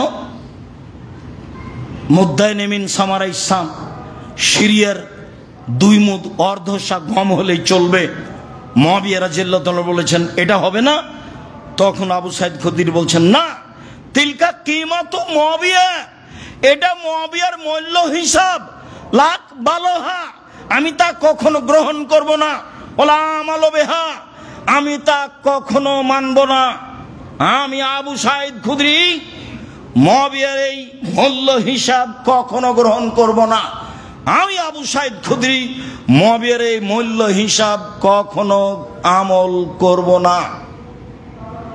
মূল্য হিসাব মানি না, মূল্য হিসাব আমলও করি না, জোরালো ঘোষণা দিলেন আবু সাঈদ খুদরি রাদিয়াল্লাহু তাআলা আনহু। আল্লাহর নবী কোনোদিন বলেননি অর্ধ সায়ের কথা, আবু বকর সিদ্দিক কোনোদিন বলেননি অর্ধ সায়ের কথা, উমর কোনোদিন বলেননি অর্ধ সায়ের কথা, উসমান কোনোদিন বলেননি অর্ধ সায়ের কথা, আলী রাদিয়াল্লাহু তাআলা আনহু তারা কোনোদিন বলেননি অর্ধ সায়ের কথা। মুয়াবিয়া রাদিয়াল্লাহু তাআলা আনহু বললেন অর্ধ সায়ের কথা। আবু সাঈদ খুদরি রাদিয়াল্লাহু তাআলা আনহু তার জোরালো ভয়ে প্রত্যাখ্যান করলেন। আপনাকে বলছি, রাসূলেরটা আপনাকে ভালো লাগে না কেন? সব ছেড়ে দিলাম, এদিক থাক, রাসূলেরটা আপনাকে কেন ভালো লাগে না? এর পরের কথা হলো এই যে শাহ হলো সৌদি আরবের 100 সমান 2.5 কেজি, শাহ হলো ইরাকের 100 সমান 3.5 কেজি। তো 3.5 কেজির অর্ধেক 1.25 সের, 1.25 সেরের মূল্য যা, তা হলো আপনার ফেতরা। ভারত, বাংলাদেশ, পাকিস্তানের শতকরা 95 জনের মাথা পিছু ফেতরা হলো 1.25 সের গমের মূল্য, যার জন্য এত কম। ইরাকের হিসাব আজকে আপনার যারা ভাতিজে, ছেলে মেয়ে, আহল পরিবার, গ্রামবাসী কেউ আছে ইরাকে আছে, এই ছেলে একটা শাহ কিনো তো বাগদাদ বাজার হতে, দিয়ে ওতে চাউল মাপতো কত ধরে। শাহ বুঝেন কি? শাহ হলো পাতিল, পাত্র। চাঁপাইনবাবগঞ্জের ভাষাতে আড়ি, কাঠা, শেয়ার, বুঝেন কি না? এভাবে মাপতেন। আপনার মা যেটা চাউল মাপে, ওটা কি কোনো দাঁড়ি পাল্লা? সেটা একটা পাত্র। শাহ হলো একটা পাত্র। মদিনায় যারা আছে তাদেরকে এখন বলেন, মদিনা থেকে একটা শাহ কিনে চাউল দাও তো, দিয়ে চাউলটা মাপো তো, দাঁড়ি পাল্লায় কত হয়, 2.5 কেজি হবে বা 19-20। ইরাকেরটা মাপেন 3.5 সের হবে বা 19-20। রাসূলেরটা ভালো লাগে না কেন? আপনি আমার দিনী ভাই, আপনার দিনী বোন, অর্ধেকে গেলেন ঘুরে ঘুরে, আবার ইরাকে চলে গেলেন পরিমাপে। হজে যেতে হয় মদিনায়, আপনাকে আমি দুর্বল দৃষ্টিতে দেখিনি। আপনি আমার দিনী ভাই, আপনি আমার দিনী বোন, রাসূল সাল্লাল্লাহু আলাইহি ওয়াসাল্লামের পদ্ধতিতে ফিরে আসেন, ভালো হবে। আমি আমার পদ্ধতির কথা বলিনি, আমি সাহাবী তাবেঈর পদ্ধতির কথা বলিনি। আমি বলছি রাসূল সাল্লাল্লাহু আলাইহি ওয়াসাল্লামের পদ্ধতিতে ফিরে আসেন, ভালো হবে। উল্লেখ্য যে শস্য দিয়েই